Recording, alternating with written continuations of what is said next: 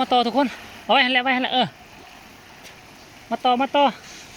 โอ้แรงน้อยเถอะว่ะโอ้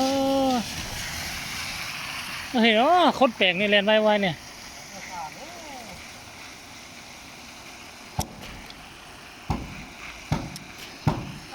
อ่า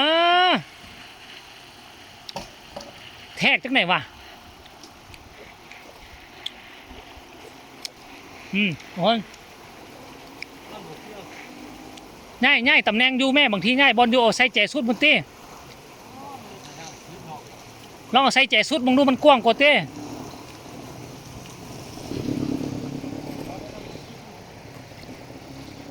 ซุ้มอนามัยแล้วก็มาหับพี่ซ่อมเฮ็ดอันนี้ได้บ่เนี่ยพอมันเป็นขุมจงวงอยู่นี่คันบ่เฮ็ดเกิดจีนั่นได้คนอื่นสิมาตกมาอย่างอันตราย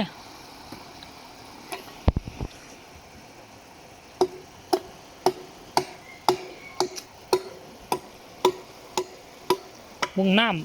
ำเมื่อคืนนี่ได้ยินว่าน้ำท่วมเต็มอยู่นี่ว่าซั่นเด้น้ำท่วมเต็มอยู่นี่วุ่นล้นไปใส่พุ่นว่าซั่นล้นไปใส่เฮือนเขาพุ่นว่าซั่นเด้โอ้ทุกคนวันนี้หัวหน้าอ้วนน้ำท่วมทางมาบ่ได้ยังใครว่าเส้นนี้มันบ่ท่วมเส้นนี้มันมีห้องระบายน้ำใหญ่อยู่มันสิท่วมก็ท่วมแต่ห้องหอมน้อยแล้วนี่แหละเพราะว่าน้ำมาจากป่าเนี่ยมันก็ล้นมาจากนี่แล้วก็ไหลลงมาลุมหอมนี่เป็นหอมหอมเจอนักกว่ามูปีกายนี่เฮือนหลังนี้ก็ท่วมหลังนี้ก็ขึ้นมาหน่อยนึงเขตเดินบ้านแต่ว่าปีนี้คือสิบ่ขึ้นดอก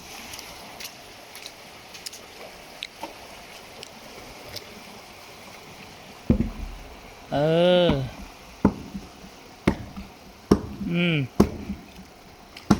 จ้างมันออกมันก็บอกตีแน่นปันนะ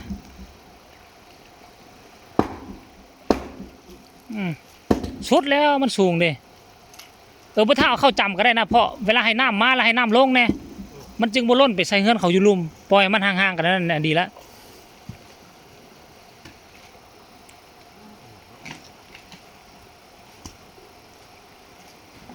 เอามันแตกวะ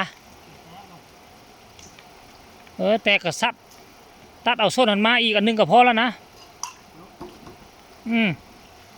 พุ่นน้ำยังไหลมาลุมมันได้อยู่ปลาพอได้มาปลานะพวกมันมาแต่พุ่นข้าเจ้าก็คุ้มหนึ่งอยู่เบื้องนั้นพุ่นกับข้าเจ้าขุดห้องมาโจ้ใส่เฮามันกระบุยบอลไปมันก็ล้นขอบทางมาใส่เฮาเนี่ย